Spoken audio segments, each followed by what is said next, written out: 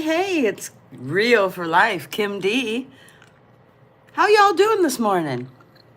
I'm down here in Minneapolis, also known as the cities, the Twin Cities, Minneapolis, St. Paul.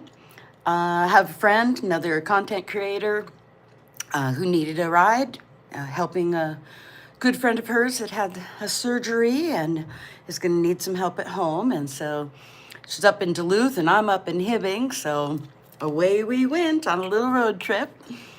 And we were going to do some live streaming from Denny's, but I wasn't feeling good last night, so I bailed.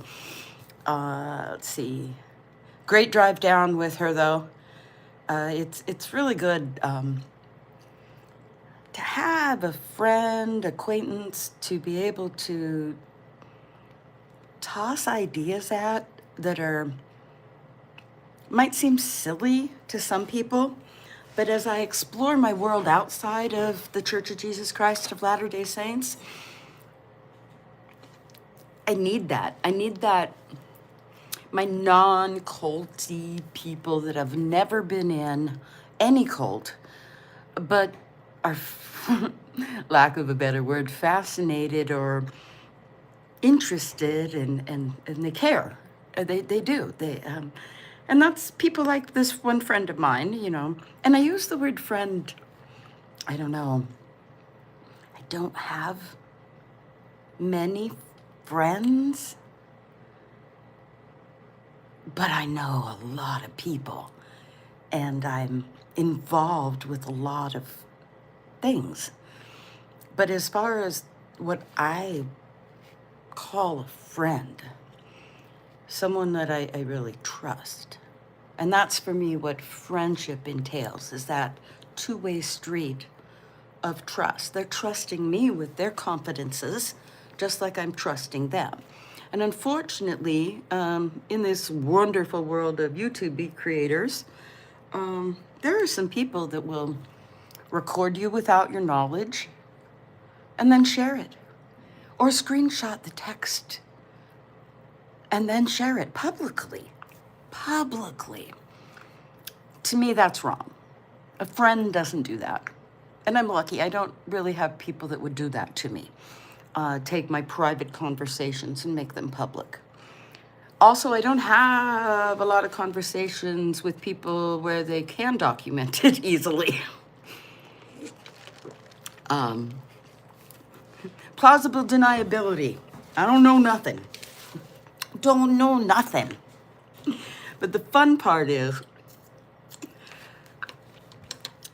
learning how to make friends outside of a cult. Learning to have connections outside of that religious bonding, that common ground. It was easier to make friends or have relationships within that common ground because we all had that.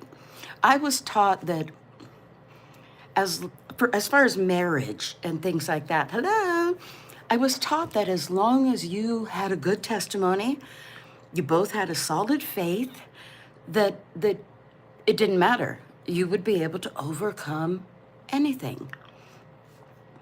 And that's just not true. It's just not true. You need to know, hello there, how you doing today? You need to know more about a person than just having a common faith. Back to friendship. Okay, friends. How do you make friends? How do you develop friendships? What do you consider a friend? What do you do if you have a problem with a friend? Situations where friend crosses a line. Okay, you've got a friend and they cross the line and you're upset, you're not happy.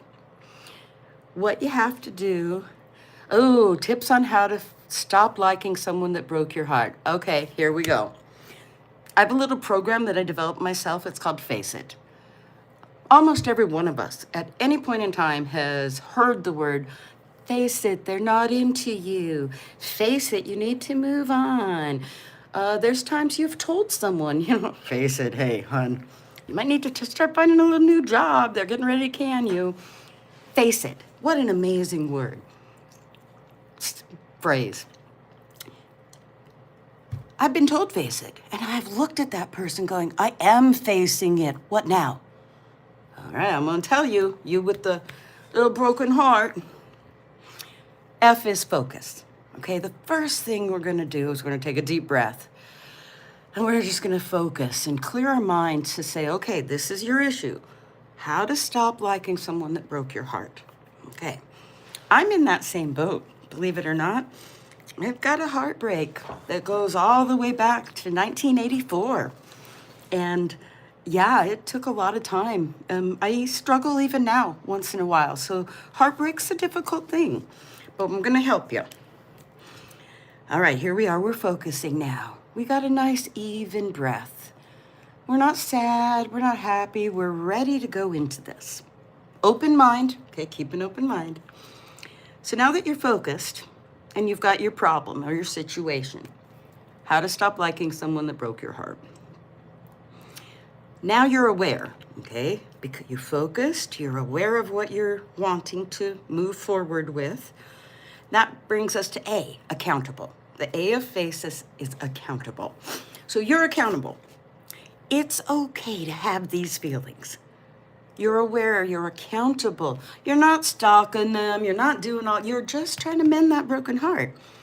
So we got our focus, we become aware, and now accountable. You are responsible for how you feel. And it's okay. But you're accountable for that. You can change it. You don't have to be sad. You can make a decision.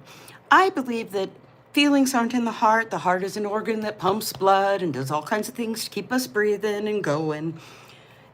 Your mind, up here, it controls everything. Your emotions, your hunger, and because of that, you get a say in it. You get a say in how you are feeling.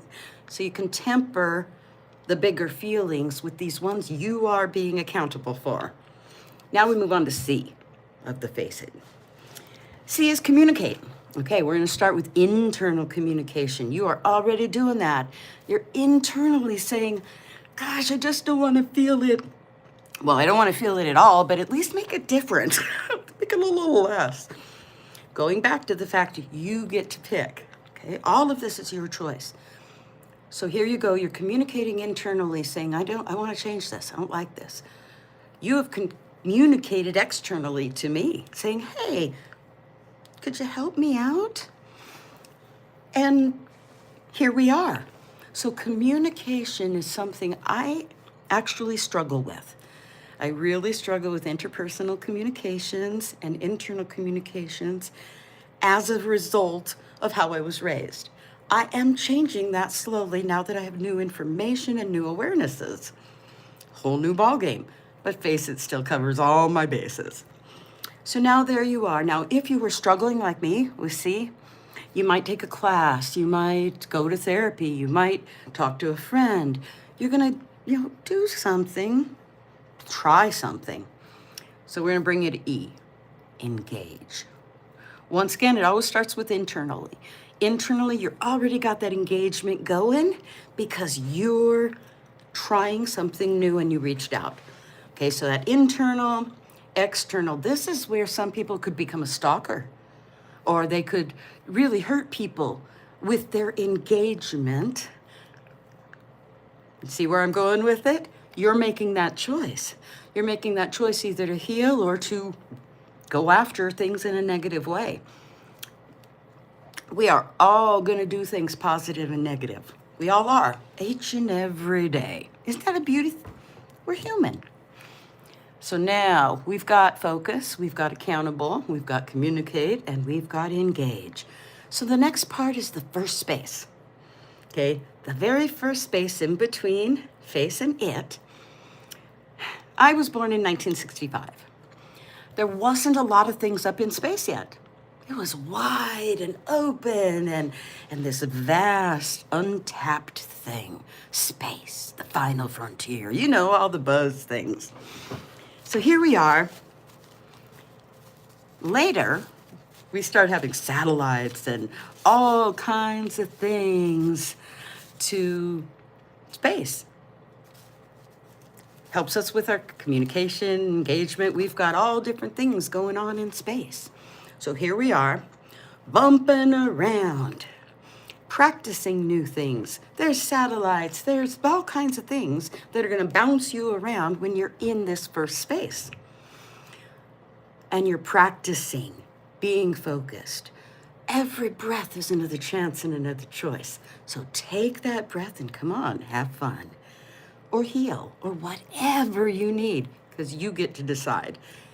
While you're in this first space, whoa, there are so many things I learned. I learned when I worked on communication. I took some classes, I did some Toastmasters, I started doing some public speaking, some honey baked ham in Manteno, Illinois. Every week I would do Face It seminars in their little meeting room. And, just kind of making it a Life 101, people who didn't want to go to AA or didn't, gave another option, gave a different option. So you're bumping around. Now I'm going back to the positive and negative. As you're doing this, you will do what's important to you, because that's what we do. Whether it's positive or negative, we're going to do what's important to us. Okay? I is not important, but important leads up to I. Integrity. The I of Face It is integrity. As you bounced around in space, you started changing and developing a different integrity, doing different things that were important to you. Now, if it was important to you to try and get this person back, you might take some negative steps, but it's still your integrity. I believe integrity is kind of fluid because your life changes and all the things you go through, think, it makes an impact. It puts a stamp on you. In your brain, there's something that triggers you. And that goes, like I said, positive or negative. We don't play favorites with positive and negative. I've been sober since 2012. And let me tell you, the 10 years I spent actively drinking, in the last 6 months, it ended up me being a hermit, drinking a pint of vodka every night and not talking to everybody. I will, 1 second. What that did was it led me to where that was what was important to me. It was important for me to not think. And I would do anything and give up anything to have that. And it changed. Certain things happened and it became important for me. There you go. And then my integrity changed along with it as I started doing and exploring healthier options for my life. So now here we go. Now we know I is integrity. We're going to move into T. T is time. I believe that time is man-made. Time has a purpose. It is so one or more people or things can be and share a space. And you can't do that without a measurement so you can go be there at the same time, like us right now. We are sharing time. We're sharing space. And so when I started thinking about time a little bit differently, where I'm sharing this, it made me not think, oh my God, what am I doing? So much has happened. Blah, blah. It took a lot of the poor me out of it, where it was, okay, what next? What next? And so now here you go, we're in time. Maybe you learn more about time or you figure out what time means to you. A big part of Face It is you make the determination what each of these words mean to you and their importance to you. I can't pick those things. You get to. And in therapy, there's no therapy that I've done that's been wasted time. It's all been time spent. That's all it's been. Time that's passed. And this law play in when you hear the grand ending of it all. So now we've got the second space. You've already really gotten face it down because you're using it in everyday things now. You're like, oh, I've got this, let's face it. Oh, focus, accountable, communicate, engage. We don't have to communicate or engage. Sometimes that's just internal. So now we're at the second space where you're really thinking about your integrity. Time. I am 60 years old, and the women in my mother's family and my father's family, they are happy, healthy in their own homes. Don't even move into a little apartment or anything till after they're 92. Okay? So I have got at least 32 more years of this energy, this and more, because I'm not going to stop growing and changing. But I did this so that I could mark my time, my way. I put what characteristics or things I want when I'm 92. And I started doing all the things to make that happen now. Being healthy, making healthier choices, losing a little weight, getting a little more fitness routine. That one's hard for me. Oh my God, I keep, face it. Oh my God, you need to exercise. I go back, use my tool, and keep practicing and making it work. Okay, so now, second space is done. Well, it's never really done. You keep going into these with anything. And that's kind of the cool part about it. You're making it. You're making the choices. Nothing is done to you. Things are for you. Even the negative. Kind of making you think, what do I want?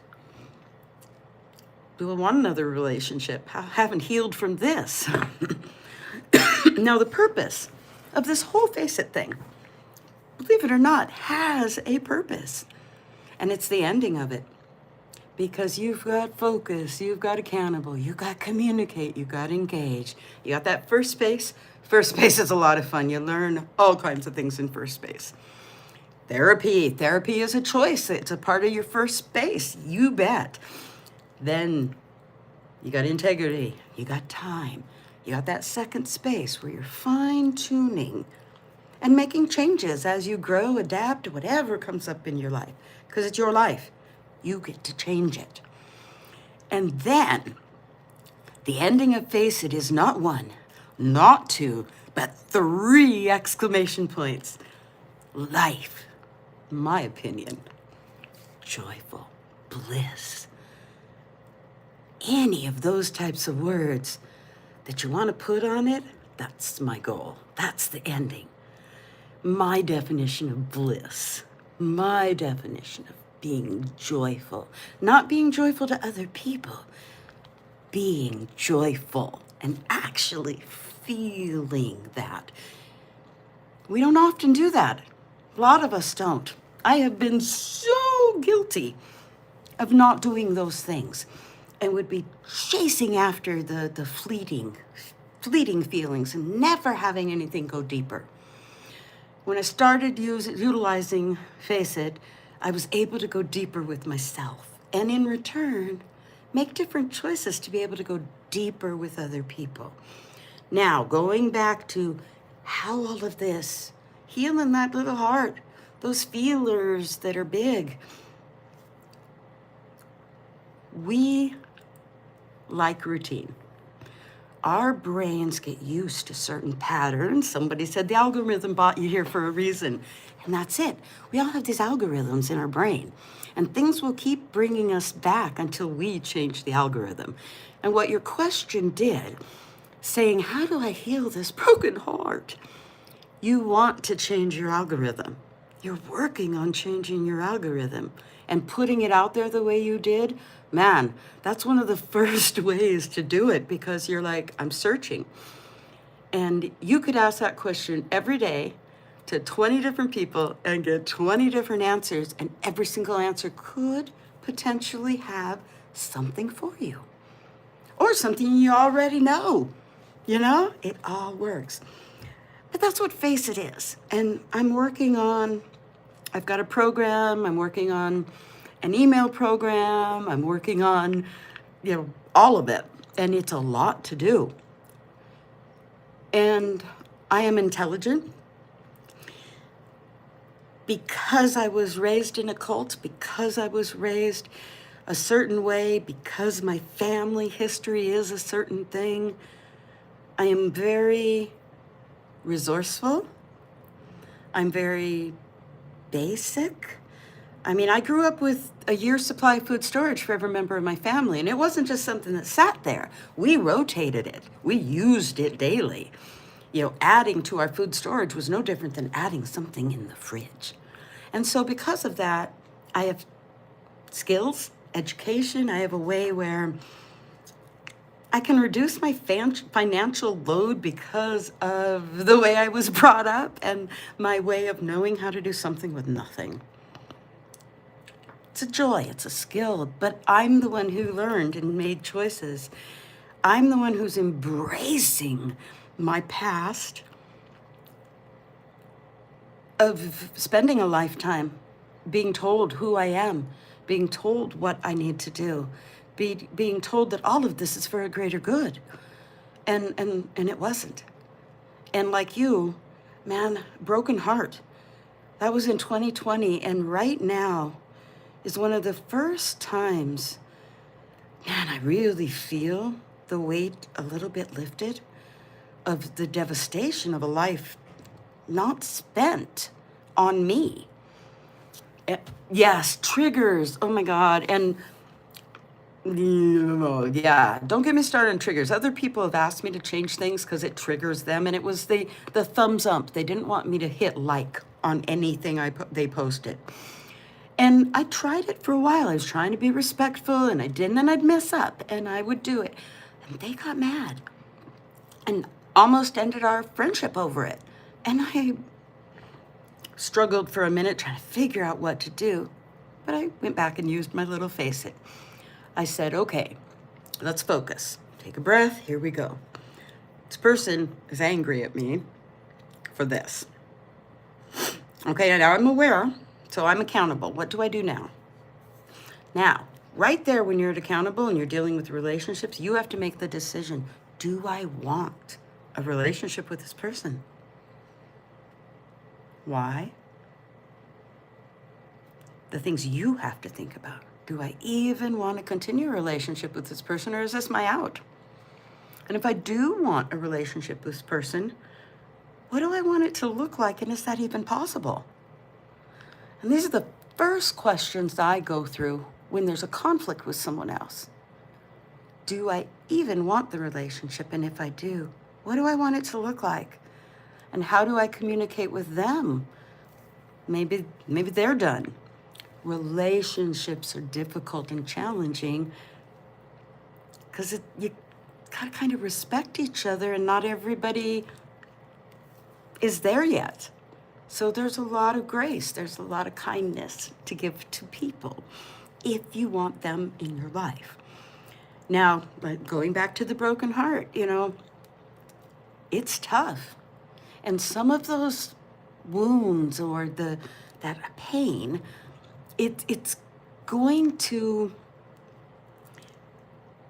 I would like to say it will lessen, but all of it is up to you what it's going to do. There are times when my pain from those wounds will catch me off guard, and it's intense. Am I in any relationships? I am not. And part of it's because I was raised that I had to be. I was raised that I was expected to be. And the reality was, I'm that person that should have been single their whole life and out there being creative and doing adventures and never really being tied down to home and family. And that's the honest truth.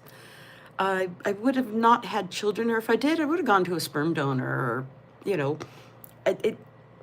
the high demand of the Mormon church wouldn't have been my life, wouldn't have been anything. And that's what was the core thing that even now as I'm drinking my coffee, yoo-hoo, 9 times out of 10, when I drink this coffee, I'm right here with you, smiling, laughing. You asked about heartbreak, and here you go. Coffee, nice, normal. And then there's that one time out of 10 where the first sip is amazing and wonderful, and I have to put it down because I'm back in a place where this is going to make me have to go talk to the bishop, and this is where it's going to make me. I had to go into a 12-step program through the Mormon church for drinking coffee in order to keep my temple recommended. And so heartbreak, yeah. I mean, we're talking a whole different kind of heartbreak that can just hit you out of nowhere, where it's like, it's not real. That God that would not accept me because of drinking coffee isn't real. But that feeling, yeah, man, that's real. With the heartbreak, it's the same thing. You can be in the little feelers like I am right now to go, it's okay. I can let myself feel it. It's not going to destroy me. It's not going to make me do anything except allow me to feel it. And that's what a lot of us don't do. We don't allow ourselves the chance to just feel it. Feel that pain. And I remember earlier when you mentioned, that you were suicidal. And a lot, I get it. I get it, because that was everything to you. That was your future. That was the world. I had a 14-year marriage. We split in 2012. And yes, part of it was because of my drinking. But it was a lot of other things too. Heartbreak. About 6 months after, I had lost a bunch of weight, about 60 pounds, and was doing half marathons, speed walking. And I gave my ex a birthday card. And when we were talking, he asked me if I wanted to be an F buddy. I'm like, sure. Because I was married. You don't have sex outside of marriage. He was Catholic. Yeah, so we started that relationship that went on for a couple of years. We finally got divorced in 2014. And heartbreak, when you find out how much the other person thought of you or felt. I waived alimony. I was supposed to get $1,609 a month for 5 years and 9 months, and I waived it. I waived close to $200,000 of his retirement. I waived close to $250,000 away because his ex he gave up family heirlooms to keep his retirement, and he always had a lot of things to say about her, and I didn't want those things to be said about me. Good little Mormon girl, So I didn't fight. What's also interesting, he didn't offer anything. Narcissistic, money-hungry asshole. Anyways, because all he wanted to do was use me. After the divorce, I asked him, how come this is not so hard for you? And he said, well, we were never really married.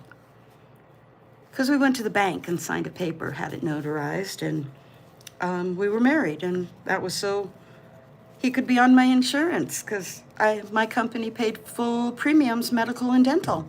And he had issues with his insurance, with his daughter, and that's why he married me. I didn't know that till after the divorce, that we were never really married. So every happy anniversary, all of it was fake for him. But it wasn't for me. It was very real. So heartbreak? Yeah. Not sure I'm willing to go down that path. I don't think I could trust a human being enough to live with them. Now, I might have a relationship down the road, who knows, because I will never say never. But right now in my life, I want to get to know people, and I want to be there for people and have people in my life. I don't want experiences like that. It's a third of my adult life given to a human being out of love, out of caring, out of me. He always said I was the better person. He always said I was better than him, and he's absolutely fucking right. Yes. And, but at the same time, I have my moments where anytime to have that back, what I felt, yeah, I'd want it back, but it wouldn't be real. So there you go, with your heartbreak like that. I get it. I get it. But even if you had it back, it wouldn't be real. It's like Pet Cemetery. Once it's buried, man, leave it. Leave it buried. We don't want to bring it back, because if you saw Pet Cemetery, yeah, they don't come back nice. They come back really yucky. So yeah, no, let's not do that. Book recommendations. Oh my goodness, I have been starting to read again. Let's see. Oh, I wish I had my other phone, because I'm on the phone instead of a computer. So, oh, here's a book that I just finished. Let me go grab it.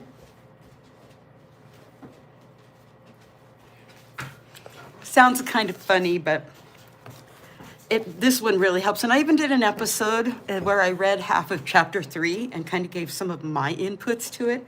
But it's called Goodbye Magic Undies, and it's by Carrie Sweet. And it's how to say goodbye to high demand, high control groups and relationships. And it's an easy read, about 150 pages. Easy read. If you're going through something, it might not be an easy read. You might have feelers and things that pop up. I certainly did. And then, what is it? Less is more. And then Minimalist. It was I saw it on Netflix, and then they wrote a book. And so Minimalist. I continue on my own journey of less is more. Part of it's with my own ADHD and my own experiences. If I have space, I try and fill it. And then I end up with piles and things I don't need. So I'm going into a minimalist mode, and I'm going into less is more. The less things I have to weigh down my mind. If I want to revisit the item, I have a picture of it. I don't need it knick-knack on my shelf. So I'm deciding what knick-knacks are going to be productive into this new world that I'm creating. And it is a new world. I'm creating an identity. I'm breaking free from the one that was given. The one that said I had to help people. Not helping people was a sin. It's an act of omission. I learned how to pray unceasingly, where every single thought was an utterance of prayer to God. I did that. I accomplished that. I was so proud of myself that every thought was all-encompassing about God and the church. And wow. It's only been 5 years, coming up on 6. And the thought processes are nowhere near the same. The algorithms are really, I just realized that right now. I mean, I went on a cruise with a bunch of people that protest and are against Scientology.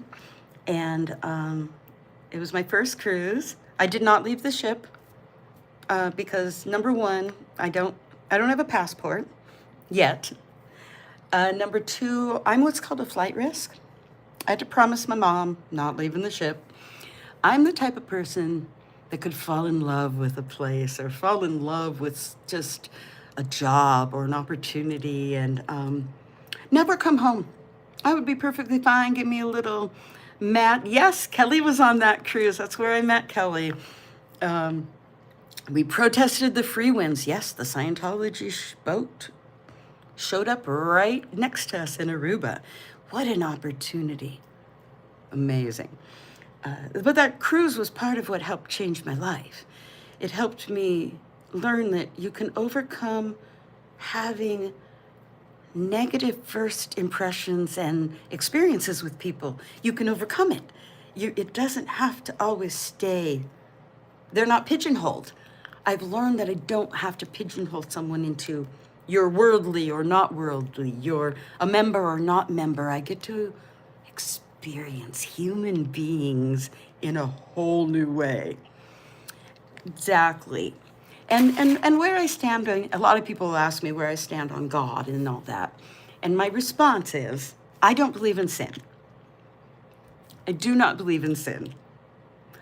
Where anything else plays out in my life, we don't know where it's going to lead. I don't know. But after the lifetime of everything, the judgment, the root, everything, the sin aspect, coffee being a sin. Cheers. I don't believe in sin at the present time. And that brings a smile to my face. It's so funny. I don't believe in sin. God, I don't know yet. That's a really big subject. But sin, yeah, sin I don't believe in. The God I believe in is what's inside of my brain that has guided me my whole life to the reality that I'm in. My father taught me when I was little, 4 years old, my colors before I went to preschool. And he would hand me the blue crayon and call it green, and hand me the green crayon to call it blue, to see what would happen when I was with other kids and other people. So I was the person, the small child in the principal's office, angry because don't tell me I don't know my colors. I'm a smart kid, I know my colors. They just taught it to me wrong to see what would happen to me. Because my dad's a sociopath, and he's dead now. And I loved him dearly. Another heartbreak, where, the people who are supposed to love you and take care of you don't. And that's a lot of what my life's been. The people who were supposed to didn't. And now I am. Oh, totally unqualified to do it, in my opinion. No, just kidding you. We are all overqualified to live our own lives. Now, book number 2, it's actually a pamphlet. I'm working on an episode, and you guys, I think you're going to love it. My mother got married, remarried when I was an adult, just before I had my daughter. So I really don't know my step-siblings. I've only met them a couple of times. They're amazing people, but I don't really know them. So there you go. My stepbrother's stepbrother, because when he was younger, he had a stepbrother, and they were always close. And then he had an alcohol issue. The stepbrother's stepbrother did. And, oh, good. Oh, awesome. Pop on in anytime. I'll be back. That sounds strange. Then his stepbrother died. His stepbrother joined Scientology to solve his problem with alcohol, okay? And then basically was never seen again. He came home for a couple of visits, one funeral, lived in Austin. He was in finance and lived in the apartments, and all the, just did his little Scientology life. And then he died. And nobody went looking for him for a few days, which is sketchy because he's a higher level finance person and takes a bus and lives with other people. So how did how did people not know he was dead? Sketchy. And then he died of cirrhosis. Now, he probably could have damaged his liver and still, not drank, and it just... But me, I had some spare time, so I went into the Salt Lake org of Scientology about a month ago and told them, we're looking for, some answers as far as he joined this because of drinking and he died of cirrhosis, so what was the point? What did you do? what did he learn in Scientology was my question.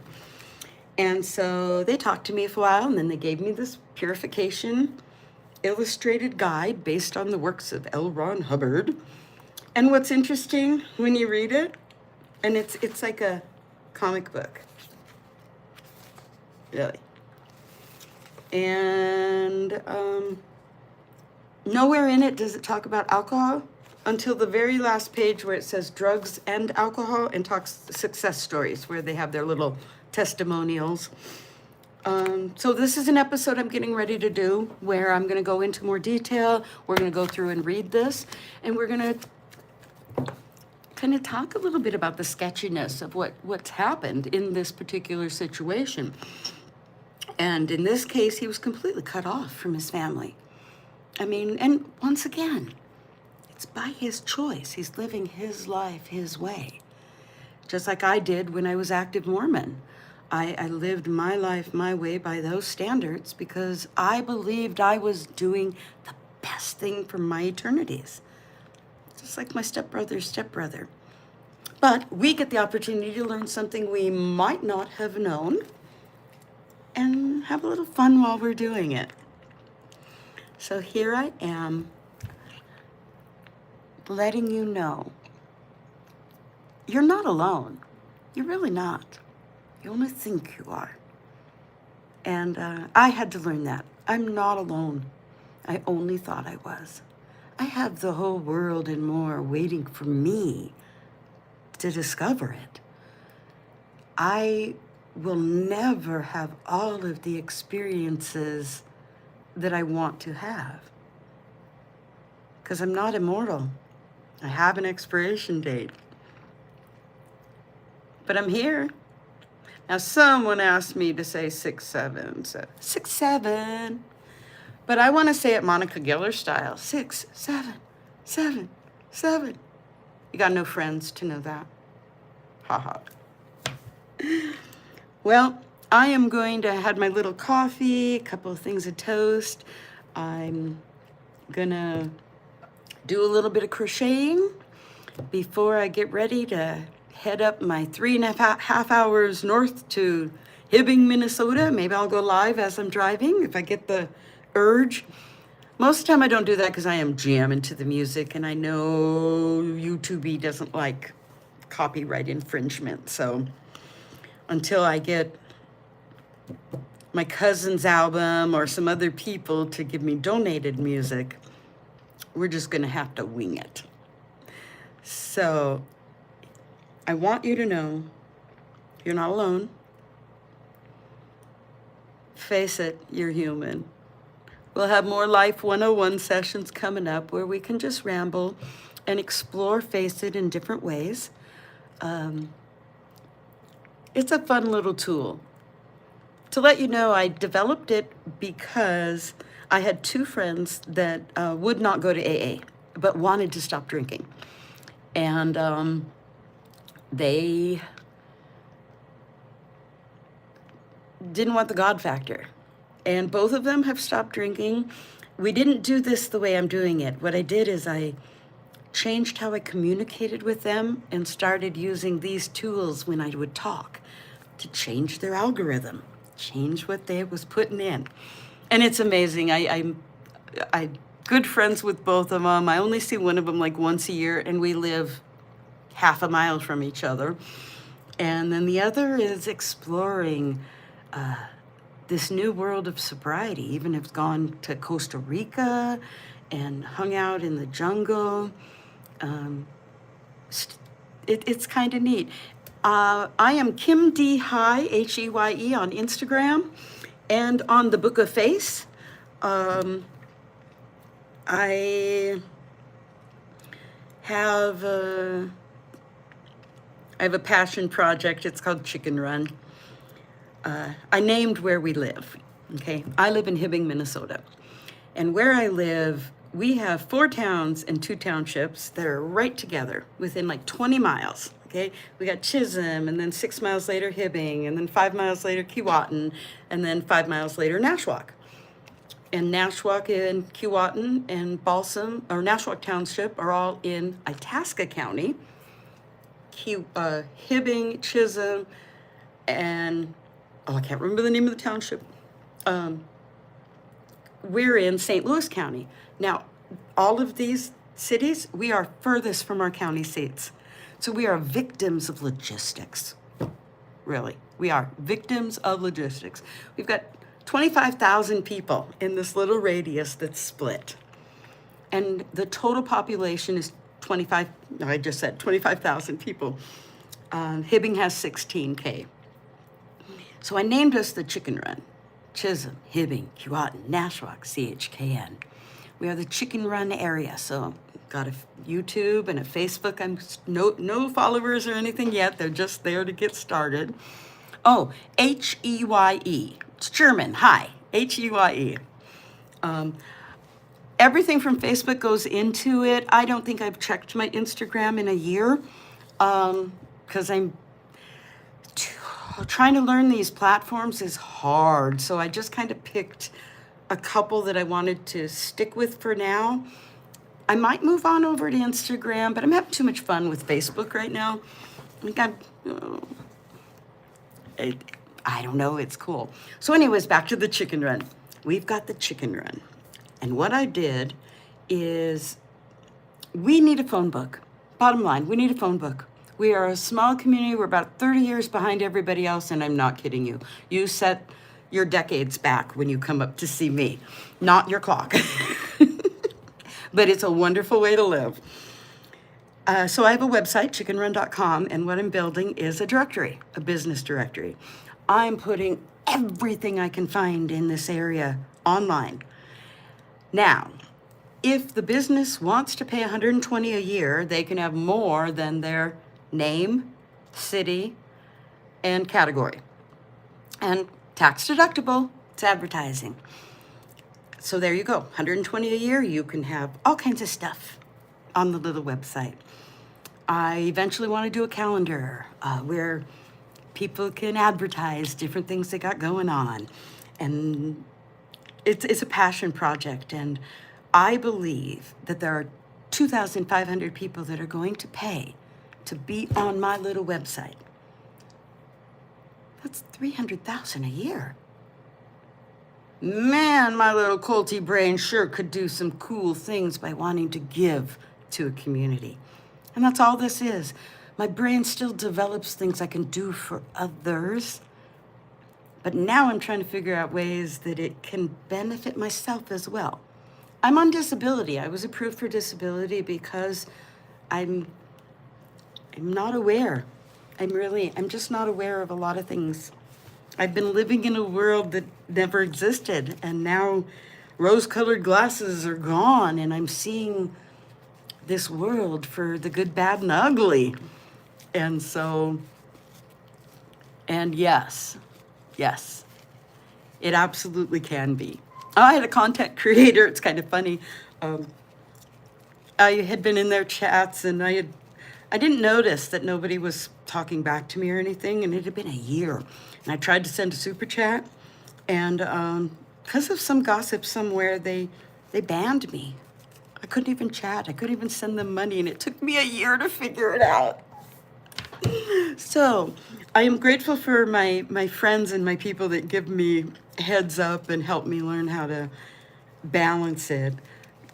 Going out into a whole new world of this communication style, you're dealing with the world. And the one thing I can tell you, my audience isn't American.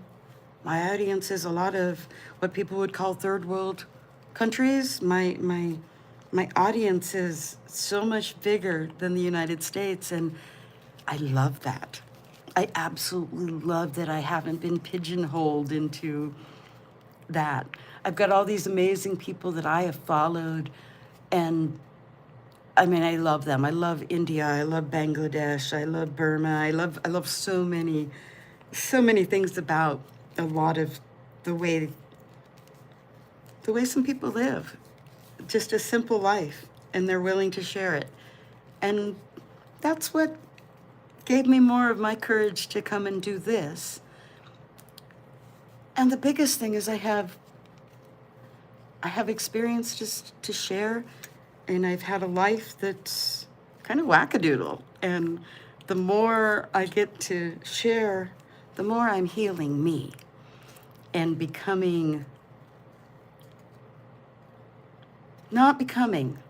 accepting this person I'm creating. Every day you create who you are, and at any moment you can decide to change that. And it is as simple as that. It is. It's just as simple.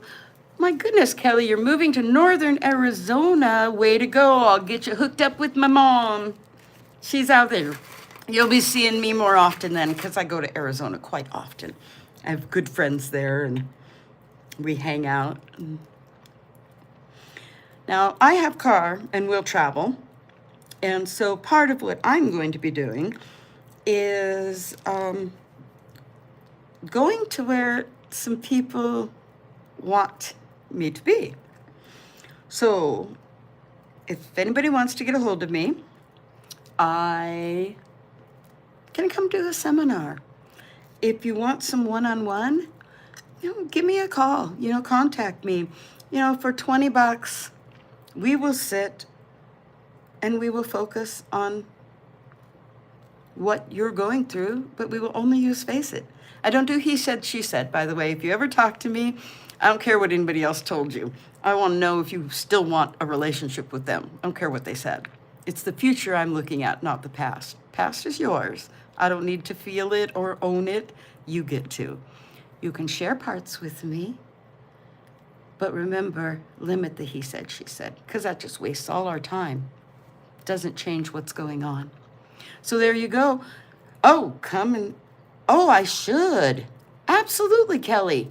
In a few months, shoot me an email and let me know your timetable, and absolutely get me out there, and we'll kick some of it out. And that's the other thing I do, helping people with less is more. There are, every year, I add another home. I have helped, right now, 3 different hoarders that know they were hoarders. And I'm the one they trusted, because when you're in that situation, you got to trust. You got to know someone's not going to spread your name or your secrets or your situation. And I'm that person. Oh, God, we took at least 800 pounds of canned goods out of that basement. We got the kitchen done. We got the basement done. We got anything food out and reorganized. Did not get to the clothes that year. Clothes were the second year. And she never reverted. We did it so slowly, and she was so invested in it. And then the next year I had a gentleman who had found out about me. He had a smaller home. It didn't take as much time, and he was motivated. He wanted his stuff gone. So I help sell, I help donate, I help get rid of. Some people just need that body double, that other person to help them make the choice, or to go, really? You want this? It's okay, I don't care, but all right. And I'm glad that those are some things that I learned through the church, but I can keep. I can choose to make it mine, how I help and where I put my time. All of my time doesn't get to go to the world anymore. All of my time is not focused on one singular thing, getting to the celestial kingdom. My family that I've gotten no contact with in the past 3 months, I think they'd be surprised at my dedication and how I felt about the church when I was active. They'd be surprised. Yes, too many tools and art supplies. I had made the choice. I quit crocheting with yarn, and oh my gosh, I can't even tell you the yarn I had donated to me, because people, they like me and they give me things. So, but I donated all the yarn I had been given, and now I just use embroidery floss. So I make earrings, all different kinds, because I still like to crochet. And then really been diving into a lot of this. I've finished a book Well, I finished writing it. It's in the editing now. I did it in a weekend. And I've got a friend of mine who's a self-publisher. He has a publishing company, and he'll kick it out in no time. I just got to get it to him. My working title is Love Isn't Enough. And what I did is I'm 60, so I took every year of my life and talked about why love wasn't enough, what I wasn't given and what I was. And I'm hoping you'll like it. Part 2, book 2 is basically what is love? Baby, don't hurt me. And it kind of talks, it's the same thing. It's going through my interpersonal and romantic relationships one by one from the beginning. And yeah, it's great. You said a weekend. It's like, okay, we're just gonna get this done. Still in the process of teaching crochet? Well, I had promised I would do instruction because I have taught. I've been crocheting since I was 5 years old. If you ever Google Lorenz Manifold, mine's not posted up there because I still got to email it to him, but I think I'm one of 8 people on the planet that's ever crocheted a Lorenz Manifold. And I'll put my own pictures of it up. And so I got a lot of things I'm pretty proud of with my crochet. I am left-handed, but can crochet right-handed also. And taught at Michael's. I've got a little binder. I can basically teach anybody the 5, 6 basic stitches, and you can do anything from there. Kind of like Face It, it's a building blocks. I teach you these, and then there you go. You can just do anything. Get a hold of me. I'll either go live with it, and you and I can work together. I don't know if you use StreamYard. But yeah, Kelly, you bet we could do it together and make a plan. Have some fun. I love hotel life. I really do. I absolutely love the simplicity of it. Like I said, the less is more. I don't have any stuff here except what I bring. And so I get a lot of work done when I go spend the night at a hotel. I'm getting ready for another cruise, hopefully. I like to spend my birthday, the whole 24 hours of my birthday at sea. And last year I did, January 30th, and there is another cruise where you're at sea on the 30th. And so I'm trying to finagle my budget, sell enough stuff so that I can pay for it. I would live on a cruise ship if I could afford it or had somebody that wanted to finance it, even for a month or two. I totally am on board. So you want to spend a couple $1,000s and put me at sea for a month? Oh man, I'll go live all the time. So there's the challenge. Who wants to finance me going to sea for a month? You pick the subject. I'll face it and focus on you. No, I've got Buy Me a Coffee. If you ever want to donate to me. On my stuff, I think I've got my PayPal and my Venmo, all the normal YouTube-y things. Definitely like, share, follow. That's right, your birthday was on the day we got. Do you realize that was like a year ago? Just barely a year ago, all of us met. I think we had like 40 of us on that cruise. It was unbelievable. I have the beginning of some friendships that are all new. And I'm excited. Being here is amazing. So I hope I didn't bore you too much. I hope I kept you entertained. You can contact me through the Book of Face, email. There's so many ways you can contact me. If you want more, you need to go a little in depth. You want some one-on-one. Like I said, $20 gets you a lot. And help me help you. I am breaking my own cycle of religious poverty, where I was taught to give and do everything for everyone else. My home is paid for, $16,000 tax forfeited home. I paid it off when I got my back stuff from disability. So I'm in a unique circumstance to be able to live the best possible life. And I'm hoping I can be there while you're living yours. I am only a little part of this planet and this world. But I tell you, I am real for life, and I rock it out for life, and I do not stop. Life for me is joyful. It is bliss, and I'm having a blast. So stay tuned, subscribe, share, have some fun. Remember, every breath is another chance and another choice. Get out there and live. See you soon.